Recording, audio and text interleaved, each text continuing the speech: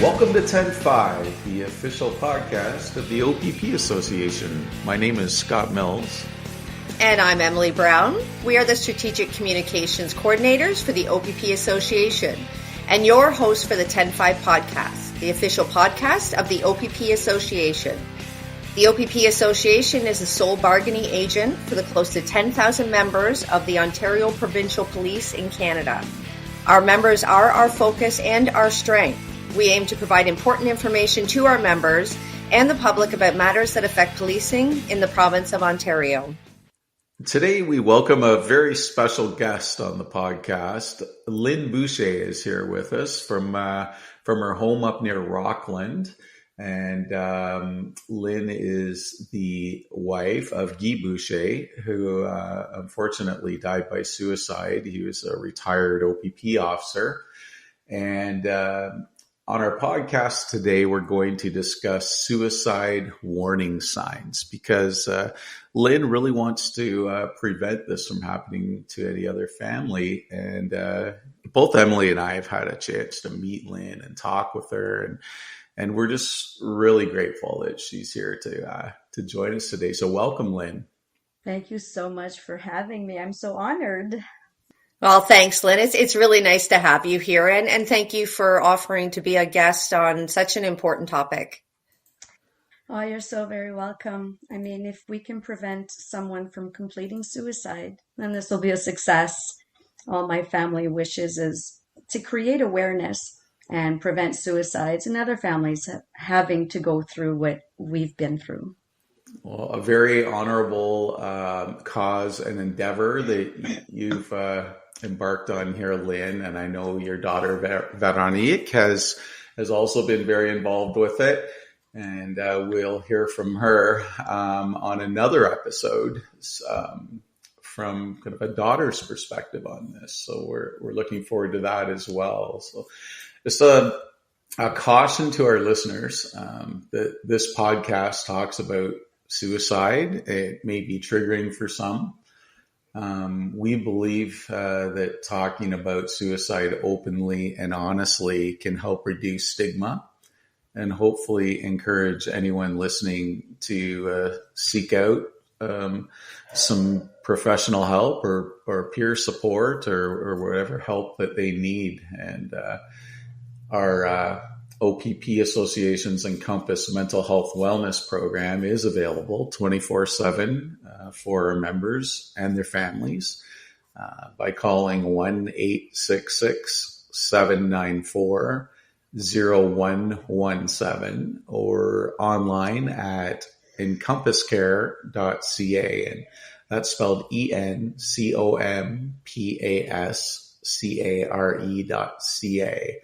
And also the OPP Healthy Workplace team can be reached 24/7 by calling 1-844-677-9409 or by email at opphealth@opp.ca. Well, thanks, Scott. That's important information for everybody. And as you mentioned prior, I did get a chance to meet Lynn prior to this podcast when we were all up in Ottawa during the Canadian Police and Peace Officers Memorial in September. So it's nice to kind of come full circle and chat today, Lynn. Oh, yes. I'm so glad I was able to do this. I mean, that memorial was such a nice but emotional day. It was so wonderful to see all the police services come together and stand united and meet and talk to you and Scott a bit about my story. And whoever knows me knows that whenever I have a chance to talk about Guy, I never miss the opportunity. Well, we're happy to give you that opportunity because you do have a lot of very good things to say. And we're grateful that you have chose to share your journey here on our 10-5 podcast, because it's not an easy story to tell or to hear. I just kind of wanted to start off by reading a post online in a GoFundMe that was started. It's now closed, but it was. The GoFundMe was made by a former coworker of Guy Boucher's named Greg Bell. And I believe that just by reading this, it sets a tone for what you, Lynn, are about to discuss with us. So here goes. It's not that long. On May 2nd, 2021, our brother and friend, Provincial Constable retired Guy Boucher, badge 8005, tragically lost his life. Guy was the type of police officer and person that others gravitated towards. He was the ultimate gentleman.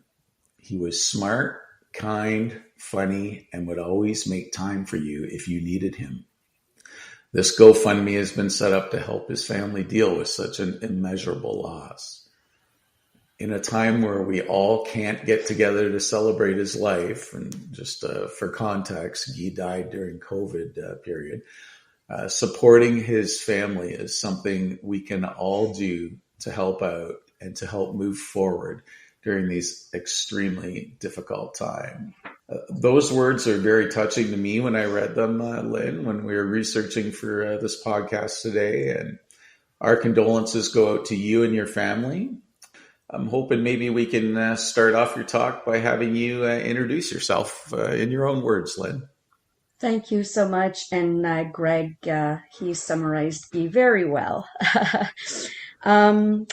So I'd love to introduce myself. My name is, of course, Lynn Boucher. I'm the wife of retired Constable Guy Boucher. He worked at Hearst, Rockland, and Ottawa detachments. As stated earlier, Guy died by suicide on May 2nd, 2021, just 15 months after retirement. We were married for 32 and a half years. We have 3 grown children, 2 daughters-in-law, and 4 wonderful grandchildren. I started some advocacy work with my daughter in order to bring attention to mental health to our police members, because they are an extension of my family. They're my family in blue. Yeah, that's why we've been doing this. Well, thanks, Lynn. In preparation for this podcast and in meeting you, Scott and I both had a chance to go over your written story and some slides that you have put together when you go to speak with anyone who would listen in the policing community about this important topic. And we understand that you and your daughter are offering to share this presentation widely, hoping that it can save lives. So during this podcast, we decided that we would just turn the microphone over to you, Lynn, and you can share as much or as little of your story as you feel comfortable and you wish to do so here. Thank you so much, Emily. I'm so very pleased to be able to share this presentation together. My daughter and I, we hope to make people reflect so that no other family goes through what we have. I mean, losing someone to suicide is such a tragic loss. I mean, we're coping one day at a time. And when all of this happened, Veronique and I, we just needed to do something. We didn't want his death to be in vain. We just thought, how can we reach out to people? And one day we were given the opportunity to share her story, and we took it. So I'm very proud of her. It's really not easy to do this. Like you said, Scott, it brings up a lot of emotions. And just before you... Yeah, go ahead. I was just going to say, just before you get going into this, because I know what's coming here. I think it'd be a really good time to let our listeners know that congratulations are in order for you and Veronique. And for our listeners, both Lynn and her daughter Veronique received a prestigious award, the Darius Garda Legacy Award, for being change makers for police and mental health at the Canada Beyond the Blue Champions of Change Gala in September 2023. Congratulations to you both, Lynn.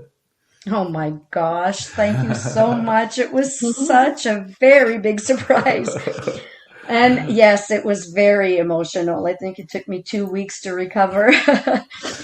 We never thought we'd be nominated or even win. I mean, we were surrounded by many well-deserving people who are also making such a difference.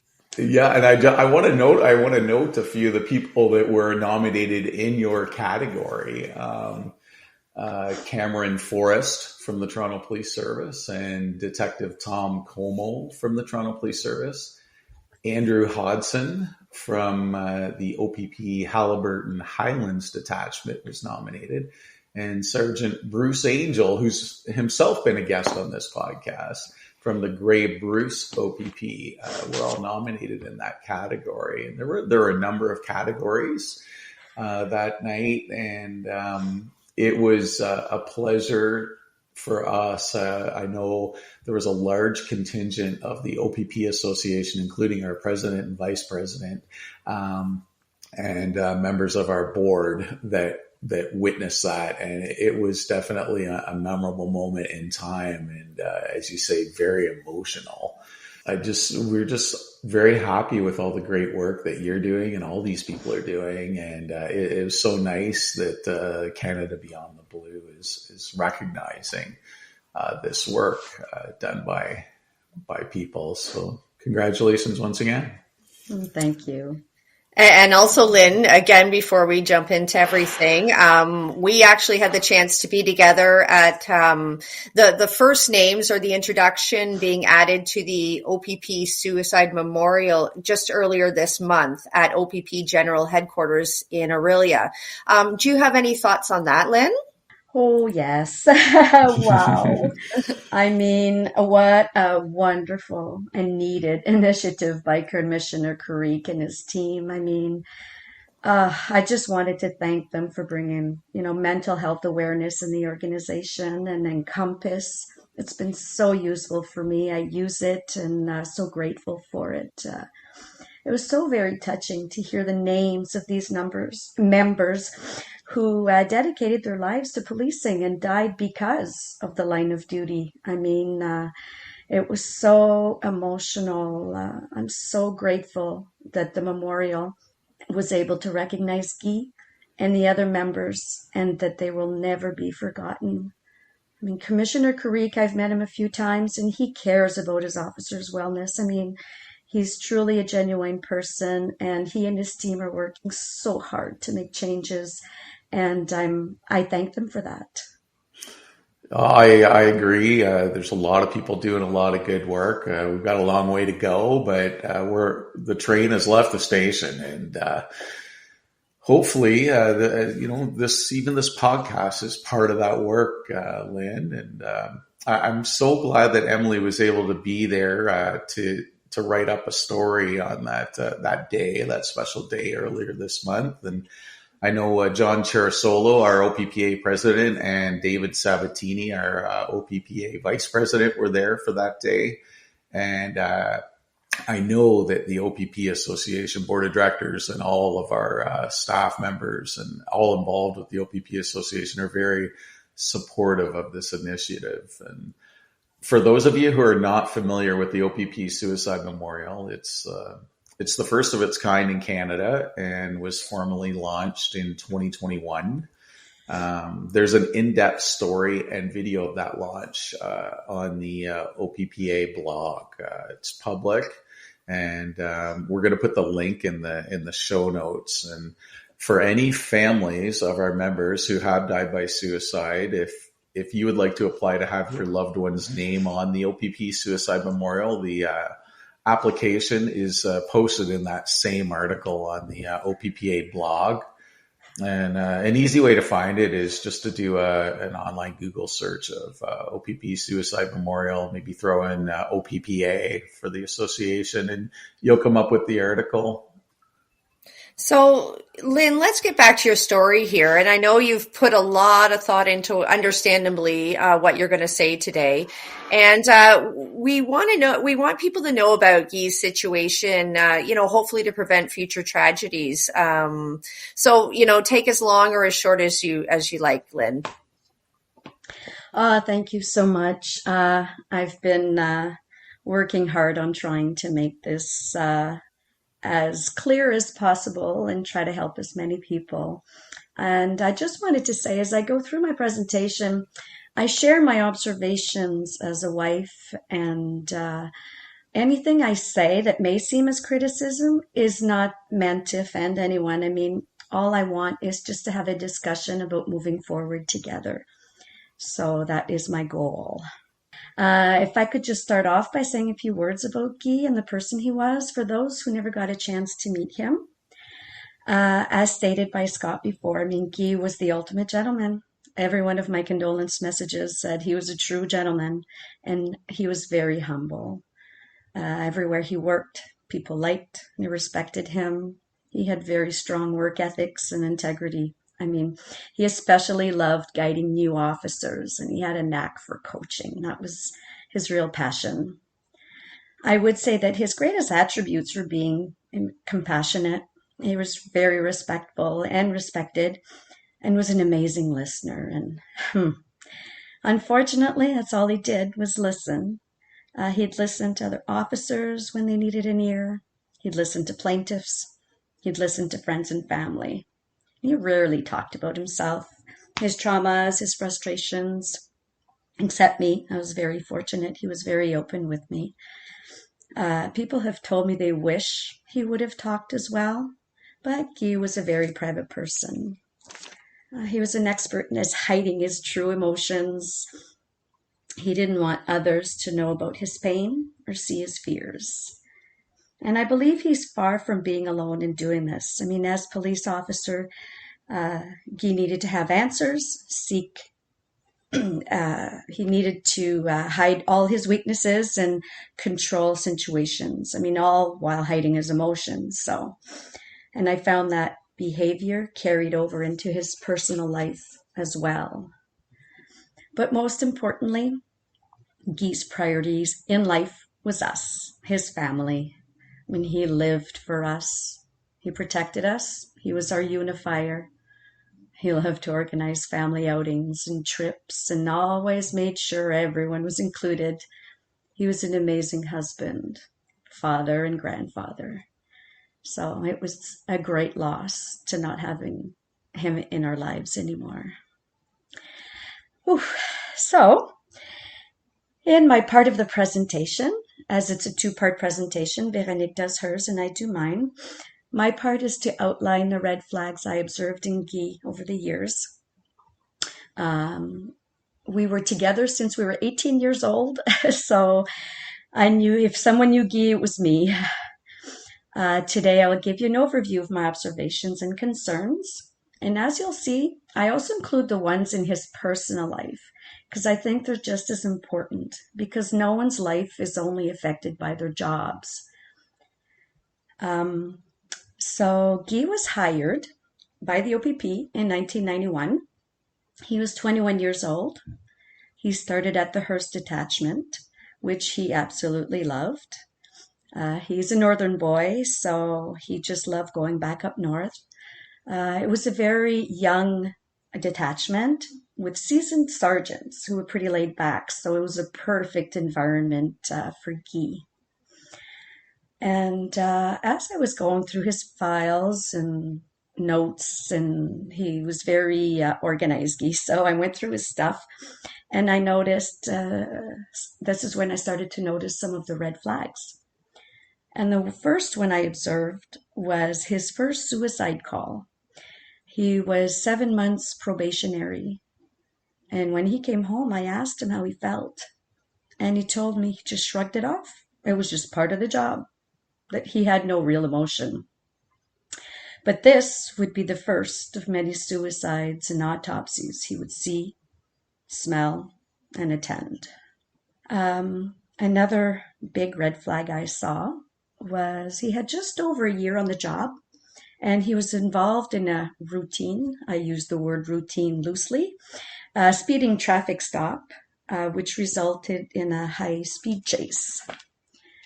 So Guy was patrolling on Highway 11 in the middle of nowhere. It was at night, very dark, and he found a speeder. He turned around to stop the car, and the driver pulled over. While Guy was running his plates, the driver took off. So Guy thought that was odd, so he just went after him. And not too far after that, the driver lost control of his vehicle and flipped into a swampy ditch. So then Guy thought, what is going on? So he proceeded to get to the driver to make sure he was okay. But the driver was gone. So Guy was confused and terrified at the same time because he thought, where is he? Is he okay? And at that moment, he told me he thought that the driver was dead, that he would lose his job and go to jail, ruining all of our lives. So a lot was going through his mind at that time. As he was thinking that, comm center radioed in and told them that they had been a call reporting the driver. It was his parents. They had called 911 and told him that their son had tied them up, stolen their money, and left with a shotgun. Now Guy feared for his safety. He asked for backup and waited. And those minutes felt like hours. Finally, the K9 unit found the driver on the train tracks, bruised but okay. Turns out the driver thought Guy was stopping him because of what he had done to his parents. Unbeknownst to him, it was for speeding. So early on in his career, he learned that there are no routine stops. But after everything happened, the sergeant asked him if he was okay, and he says, well, am I in trouble? And the sergeant said, did you do anything wrong? And Guy says, no, I don't think so. He says, well, then you're fine. Just take a few minutes, breathe, get a coffee, and then get back to work. But that's how it was done in the 90s, right? So like I say, I'm not here to criticize. It's just an observation that I have that back then, that's how things worked. So after that, we're 3 years into the job. He was 25 by then. He became SOCO coach officer. He was asked to join the emergency response team. And the year after that, he coached another recruit and became 2IC. He was encouraged to seek becoming sergeant. But he excelled at criminal investigations, so he wanted to focus on that. And as a new officer, he was young. He could take all of the new challenges sent his way. He thrived and he loved it. But 5 years into policing, I could see some changes. Many of them were subtle. Mood changes, impatience, frustration. I could see some cynicism in there. All things that grew over the years. In 1996, that was a big year. Personally, he had some events happen where in March, his dad had a stroke and was hospitalized. 2 weeks after that, Veronique was born.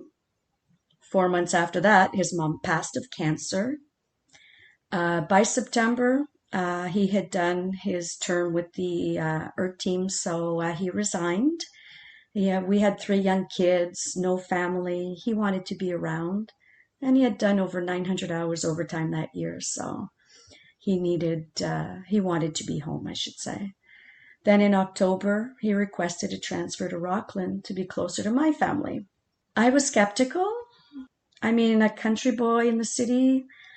I asked him many times if he was sure, and he reassured me, and he said, you know, Lynn, as long as I don't patrol the 417, I'll be just fine. But all of the events, they happened within 8 months. So that was a lot for him to take in. I mean, and doing his job on top of that. So this is why I said the personal and the professional life, they're intertwined. So as I said earlier, an officer's personal life will affect his work life as well because it is a very stressful and demanding job. So our move to Rockland was a real adjustment. Guy had an amazing reputation in Hearst. And even though he only had 6 years experience, he had accomplished so much and he was given so many responsibilities. And Guy felt he had to prove himself as he was surrounded by more senior officers here. I mean, everyone was really nice, but new detachment, learning the territory, the neighborhoods, the people, knowing who the bad guys are. I mean, he found the change very difficult. So much so that he talked about moving back to Hearst. And it just goes to show that when someone transfers to another place, it can be added stress, and added support could make a difference because you're proving yourself all over again, and it's not easy. But once he settled, I mean, he enjoyed working at the Rockland detachment. He enjoyed the camaraderie, the community. He had an amazing rapport with everyone. He was respected and known to be the go-to person for advice on laying charges because he could recite definitions like no other. What became very taxing on him, though, was being understaffed. The constant overtime, the no lunch breaks, they became very exhausting. And many calls in Rocklands are domestics, and he hated domestics. I mean, I know most do. Again, he'd tell me that he was young, but he could take it, and he would soldier on to work and never complain. During the first 6 years in Rockland, he became scenes of crime officer, coach officer twice. He showed interest in drug investigation course, and he became acting sergeant. He showed such a promising career, and he was so proud of his accomplishments. And it was no greater joy for me to hear how proud he was of his work.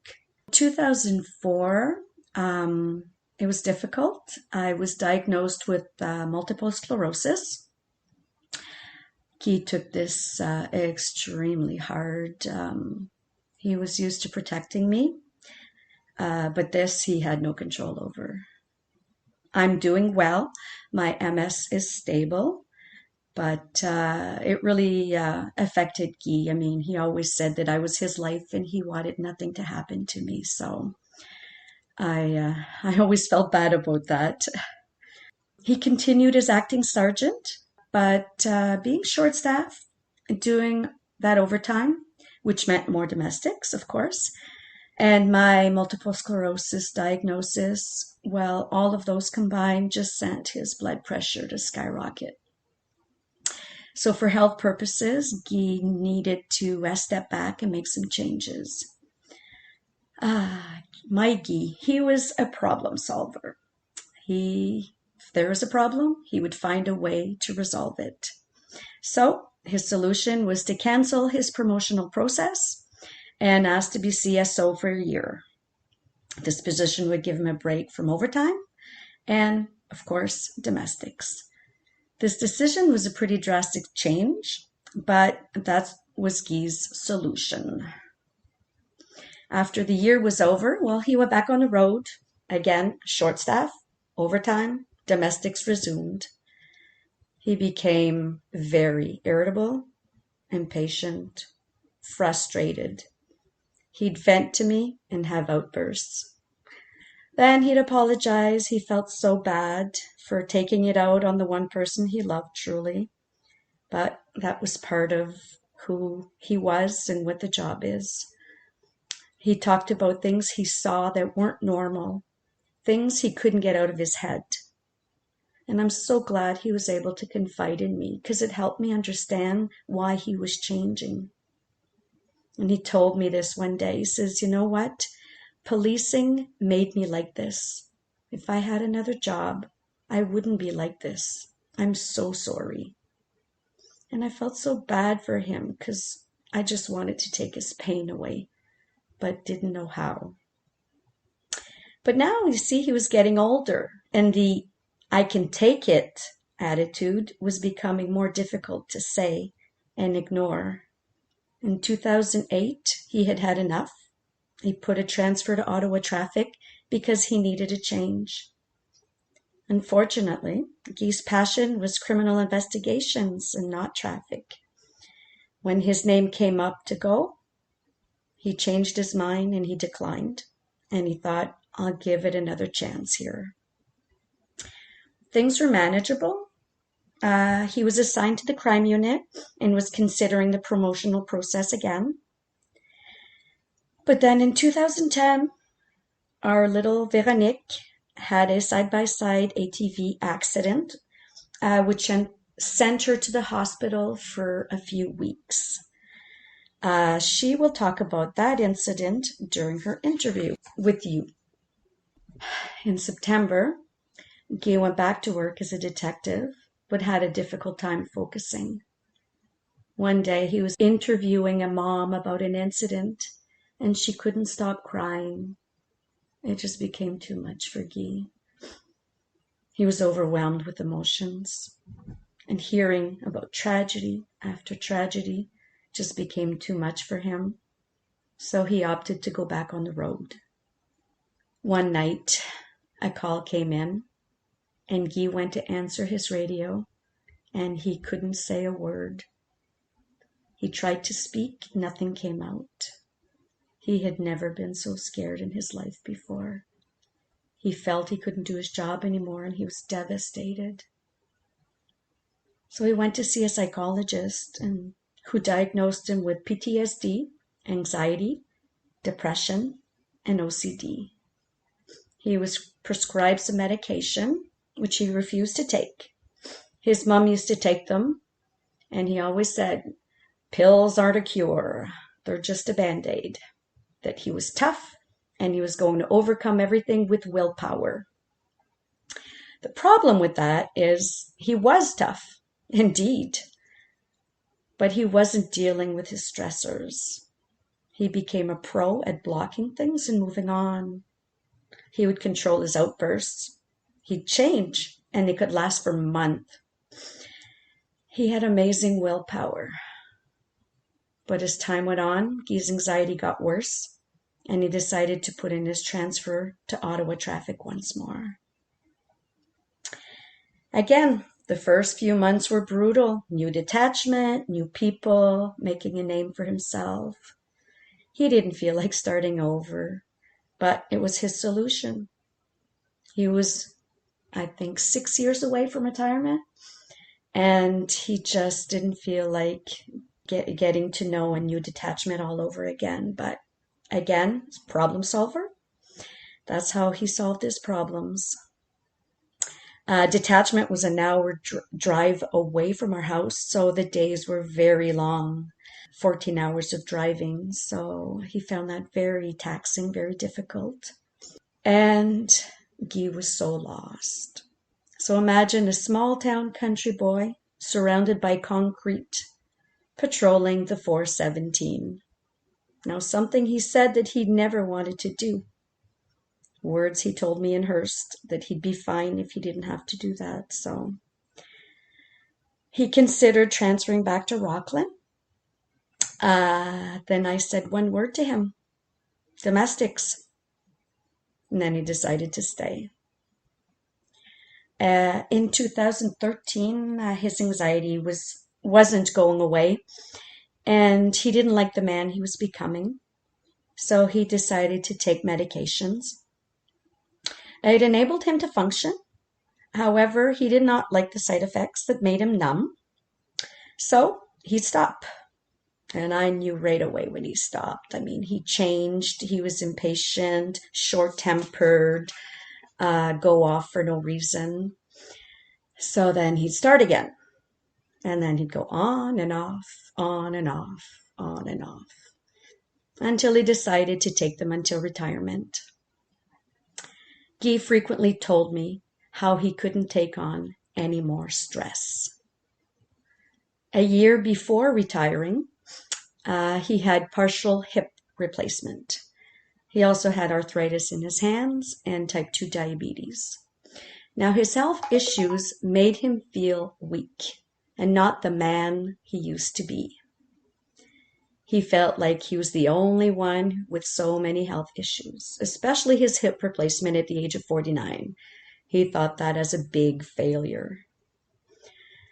After surgery, he went back to work on light duties, no use of force, until retirement. For him, he felt like a failure. That was not how he wanted to end such a promising career. And he talked about that all the time, especially at retirement. So at retirement, at first, it came as a relief. Now he could relax and do the things he enjoyed. Unfortunately, Guy felt lost. He found life boring and told me he needed to find a job.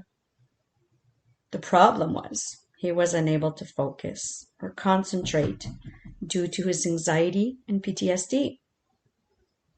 Everything that interested him was overwhelming and weren't interesting to him anymore. He felt like he was a burden, like pain in the butt, he would say. And I was always reassure him and tell him that he was not. And I still believe he was the most important person in my life, and I kept telling him that, but he believed what he believed. Whenever he would start talking about work and calls he attended, he lit up. I could see how much he missed the rush of police work. And as much as he cursed it, he missed it, and he even longed for it. It pained me to watch him live through all those emotions. I mean, Guy talked about how he couldn't deal with daily mundane tasks because they were too stressful. Everything stressed him out. Guy had a difficult time to put things in perspective. He had reached his threshold of stress. He couldn't sleep due to the spinning in his head. He had lost his appetite. He was often cold. He kept telling me how he just wanted the spinning in his head to stop, and I felt so helpless. Ever since I have known Guy, he had talked openly about suicide as a means to fix his problems. Throughout his career, I heard it many, many times. And he would say, "It'll just be easier if I end it all, and you guys will be so much better off without me." These are words that pained me when I heard them, because no one wants their spouse to talk about suicide. But for him, it was always an option, but I never thought that it would come to fruition. One night, the spinning just got to be too much, and complete despair set in. He told me he did not want to die. He just wanted the spinning in his head to stop. Unfortunately, it just became too much, and I lost my loving husband to suicide. And despite his love for me and our family, Guy's struggles were greater. Guy's suicide came as a shock to everyone who knew him. He was so tough. He was a warrior. Unfortunately, trauma doesn't care about that. It will stay with you if it is ignored or not dealt with. Guy's traumas, they came back with a vengeance at retirement because he had more time to think about the calls he had blocked all over all the years. He thought his feelings weren't normal, that he was alone. Everyone else was tougher and could move past those traumas. And it saddens me so much that he felt alone when so many officers feel the same way. And this is why I feel it's important that officers start talking and sharing their traumas, their insecurities, so that other officers don't feel alone, just like Guy felt that he was alone. So this is basically Guy's story in a nutshell.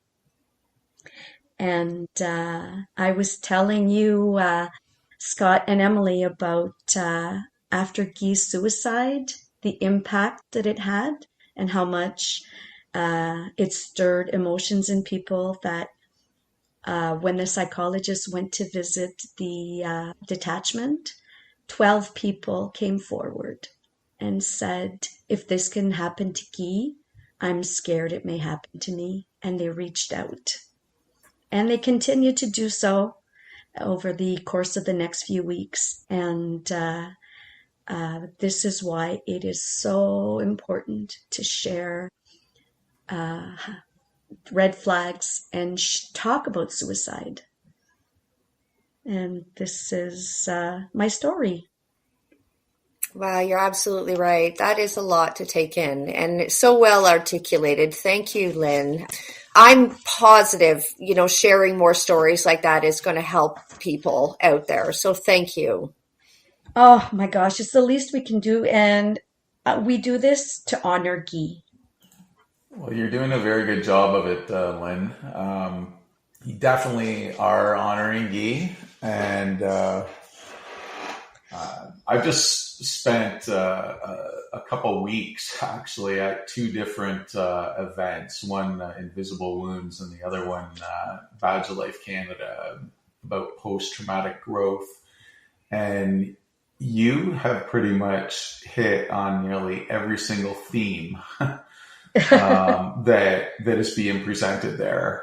This is just textbook how these tragedies happen, and there's so much we can do. It's really tough for people to reach out, and it's definitely a positive thing to do. I can tell you myself, I've reached out, and a number of my former colleagues, after 30 years in policing, I know them to have reached out, and there's so much support out there once you reach out, whether it be peer support, professional support. So I just want to reiterate these numbers, where you can actually go to get all this. And we're just going to make it simple. We're just going to give the OPP numbers. There's tons of other numbers out there. And sometimes when you call, if you're looking for peer support, these people at the Encompass program or OPP Healthy Workplace, they'll put you in touch with people like, Boots on the Ground or Badge of Life Canada or somebody like that. But just know there's people out there, and they're quite willing to help. So, and this applies to family members as well. There's nothing from stopping a family member to reach out. It's all covered under our benefit programs. And even if you don't have coverage under a benefit program, the Healthy Workplace team, they're helping anybody, like including auxiliary officers. It doesn't matter if you're a civilian employee or, a part-time employee that maybe doesn't have benefits yet. Like, you can go to these services. So the Encompass Mental Health Wellness Program can be reached 24/7, 1-866-794-9117, or online at encompasscare.ca. And there's only one S in Encompass Care. ENCOMPASCARE.ca, and the OPP Healthy Workplace team can be reached 24/7 as well by calling 1-844-677-9409 or by email at opphealth@opp.ca. And essentially the biggest difference between these two programs is one's completely independent from the OPP. It's actually administered by the OPP Association. That's Encompass, and the OPP Healthy Workplace is administered by the OPP. So some members out there might not find they want to go to something that's run by the employer. They can go to the other one. It doesn't matter where you go; it's anonymous, and unless there's a danger to yourself or others, nobody's going to know that you've reached out. And a lot of good can help come from it, both personally and professionally. Yeah, so, we have every intention of continuing these conversations. And as mentioned before, we look forward to having Lynn's daughter, Veronique, joining the podcast in a future episode to discuss her perspective on, being the daughter of Guy and how that has affected her in her life. It's amazing that what you're doing, Lynn and Veronique, together. And there are a lot of other people out there trying to do this, but it can be a lonely world when you're doing all this advocacy work. So once again, thank you, Lynn. And we're going to turn it over to you for any last words you may have. Well, thank you so much. I cannot wait for you to hear Veronique's story. She is a brave young woman who is very well spoken and is able to touch people by her words. Um, and I just hope that by sharing Guy's story, it might help other officers reflect and, look within themselves and find their red flags, address them as they happen. And just to remember that seeking help, it doesn't make you weak. It makes you smart. By talking and sharing, people don't feel alone anymore. And I just wish Guy really believed that. But unfortunately, that's another story. I want to thank you and Emily so much for having me. I mean, it's always an honor to share Guy's story, and to have such a wide audience is just such an honor. So thank you too for that. And I wish all the officers the very best in both their professional and personal lives, and wish them all the best. Thank you, Lynn. This concludes our episode for this week. You have been listening to Lynn Boucher, the widow of OPP Provincial Constable Guy Boucher, who died by suicide in 2021. On behalf of Scott and I, we are very honored to be hosts of the 10-5 podcast. If you have any ideas for future episodes, please email us at communications@oppa.ca. If you like what you hear, please hit that subscribe button on the podcasting platform of your choice. Thank you for listening, and stay safe.